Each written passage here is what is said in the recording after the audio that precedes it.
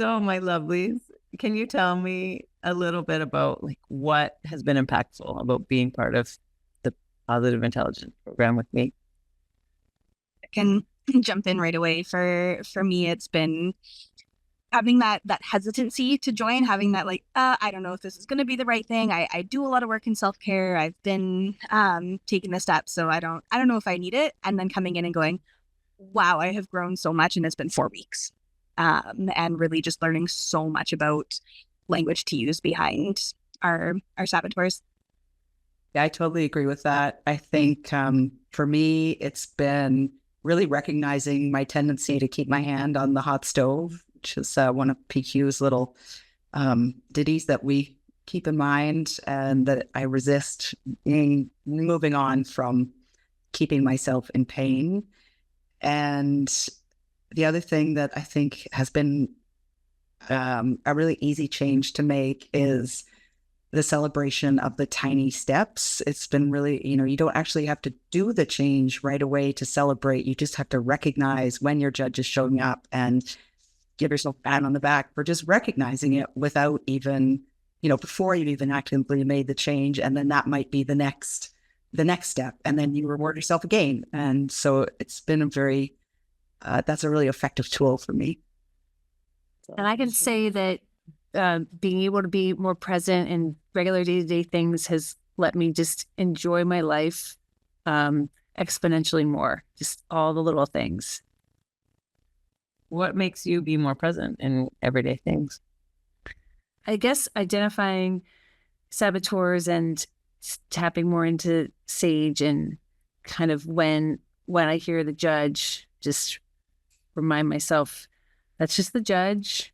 I don't have to buy in. I can tap into sage and then be more present. I'll piggyback off of what Allison just said a bit there too. It's like working through that stuckness, right? Like realizing that like how many times in any given day or in week that we get stuck on those, oh, this is so hard, or this is bad, as we learn throughout this program. It's like, who knows what is good and what is bad? And that has been something I have quoted so many times in the last few weeks. And it has been so helpful, because there are things that seem just inherently bad, and it's so challenging to see past that. But then actually looking at it and then questioning it a bit more and going, but who knows what is good and what is bad? And being able to move forward and look back and go, wow, I'm really happy I moved forward. I think about when we were talking about various forms of therapy and how active and activating this process is, and kind of instant things to do, and think about, thoughts and behaviors and changes, and this tendency that I have to be in the stuck and in the rumination and not really knowing what to do to get out of it in that particular moment. Or if I can't get right out of it, then it's like, oh, then it's, failure, as opposed to, I know exactly what to do. All I have to do is rub my two fingers together and feel the ridges of my fingers, or sit back and close my eyes and think about all of my senses, which is so enjoyable. Like, am I feeling the sun on my face? Am I listening to a noise? How close, how far? And it's actually kind of pleasant. And then all of a sudden I realize I'm not in the thing anymore. And I have gotten into a more sage state where I'm less reactive. And I think about all the overlap with all the other things we learn, whether it's IFS or whether it's, Martha and Liz getting us from our left brain to our right brain so we can be more creative and have more flow and not be so analytical. And I found that really helpful and freeing, because, for the overthinkers among us, it's a way of freeing ourselves from that so that new solutions and new freedom can be more accessible. I heard Shirzad say that today, actually, on a call of, you can't think yourself out of the problem. You can't think through like the new thing. You can't do it with your mind. It has to be with this right brain activated into the senses, into the imagination, into this other realm that has possibility. And so you're all accessing that so much more now. It's so cool. Very. And I think it's that it's not about getting to the solution. Like there's a lot of pressure in like, okay, get in your right brain. And then this creative idea is going to come and boom, it's all going to be better. It's like, actually, that's not, you don't have to get all the way there to feel better.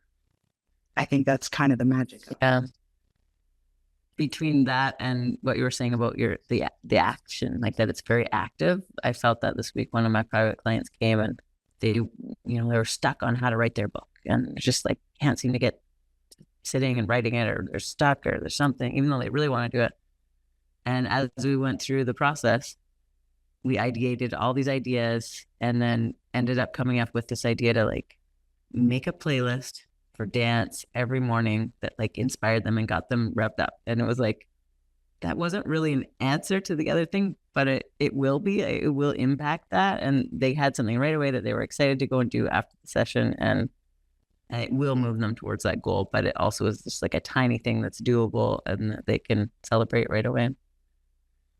I also feel like anytime starting something new that is going to require time can feel really intimidating and overwhelming, but it does not, it's not like that. And it's so, there is built-in room for flexibility, and then the result is more freedom anyway and more productivity or more peace anyway. So there feels like there's a net gain of time, even though there's time invested.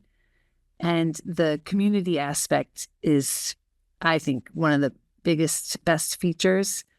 And that especially the community that Nance is putting together. Yeah. What was that like for you all to be doing this in community with these people? There's like a safety or a support equaling safety. I don't know. It's not scary. And I very much thought I'd feel like I was letting someone down if I don't finish every single rep or what have you, but that doesn't feel like the tone at all. It's support with wherever you are, which is there's not that many places that you have that, I'd say. It's also part of finding a common ground that we might not have realized we had when we first walked in, right? It's coming to this of looking at we're in all different places in our lives and still being able to come together and go, yeah, and just connect and just be together. And we can talk about wherever we're coming from and easily be able to lean on this group to be able to work through it.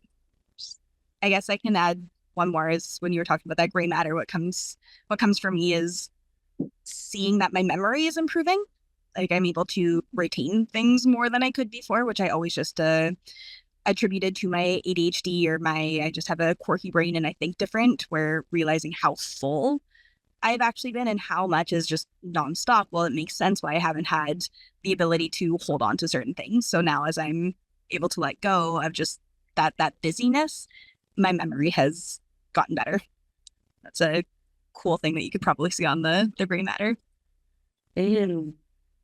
Yeah, I would bet that it's like partly because your mind's not so busy with the saboteurs like nattering at you and filling your mind with that, and then also partly that you're awakening your senses, and so you're present with each thing in front of you so much more, so then you remember it because you're really with it.